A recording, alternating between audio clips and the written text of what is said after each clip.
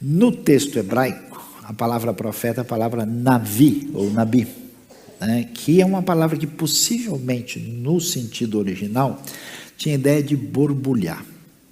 Não, existe uma palavra no acadiano, né, acadiano que passa, você estuda mais, né? O acadiano, que é a palavra nabu, que dava essa ideia de borbulhar.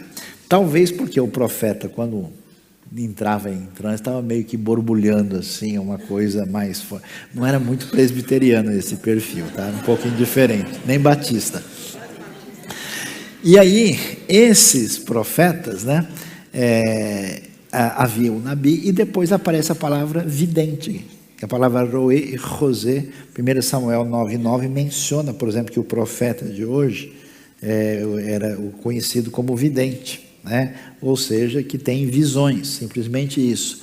E o curioso, olha que coisa interessante, eu acho impressionante isso. Se você for ler todo o Pentateuco, os 5 livros da lei, não existe no culto, propriamente dito, do tabernáculo, a figura do profeta. Tem o sacerdote comum e o sacerdote que é o sumo sacerdote. Profeta, o único que tem com destaque é o Moisés, que trouxe a palavra, a lei, a revelação divina.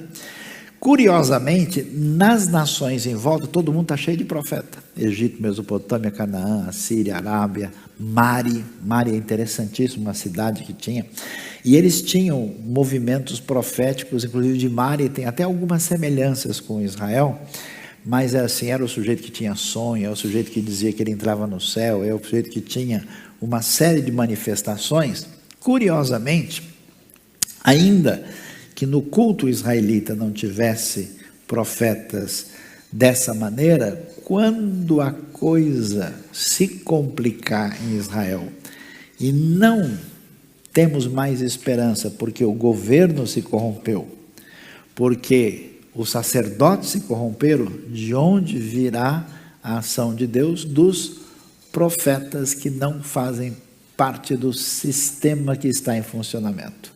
Ele vai até ser integrado, vai ter um profeta cultico, tal, mas não era o padrão. E que tipo de profeta temos? Temos profetas diferentes. Os primeiros profetas que aparecem na Bíblia são os profetas chamados estáticos, que entram em êxtase. Lembra da história do Saul? Quando o pessoal fala, por acaso está Saul também entre os profetas? Se você for ver direitinho, Saul entra no meio do grupo dos profetas, ou filho dos profetas, que aparece em 1 Samuel capítulo 10, verso 13, por exemplo. Até algumas versões traduzem que ele entrou em transe, que até o verbo hebraico é diferente. Não é que ele profetizou de boa, profetizou mesmo assim, desculpa a expressão, pentecamente. O negócio foi mais forte aí, né? Um grupo.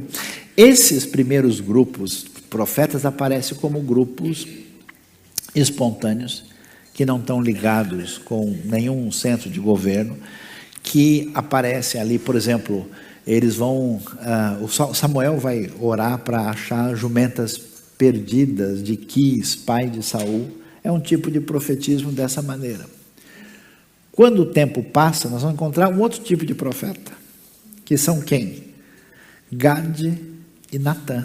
Quem são esses profetas? Você nunca achou estranho como é que o Natã foi lá, repreendeu Davi, por isso mesmo? Davi é o rei. Como assim o cara chega, deixa eu puxar a orelha do rei? Não, fica à vontade. De onde você tirou essa ideia?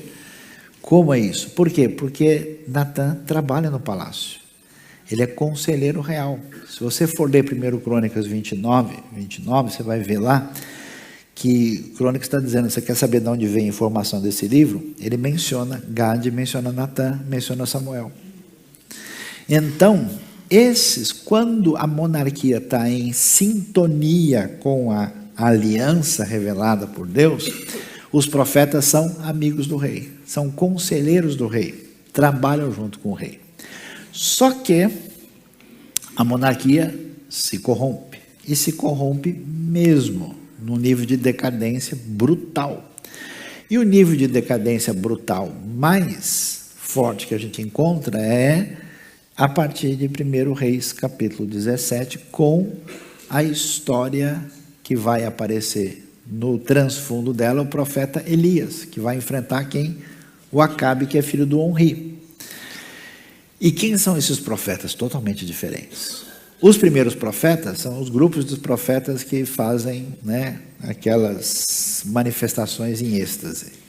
Depois, já tem os profetas mais estilo presbiteriano batista, que são o Gade e o Natan, que são conselheiros do rei. Depois, meu amigo, aí pronto. Elias e Eliseu não tem para ninguém. É ressurreição de morto, é flutuar machado, é viagem de carro para o céu.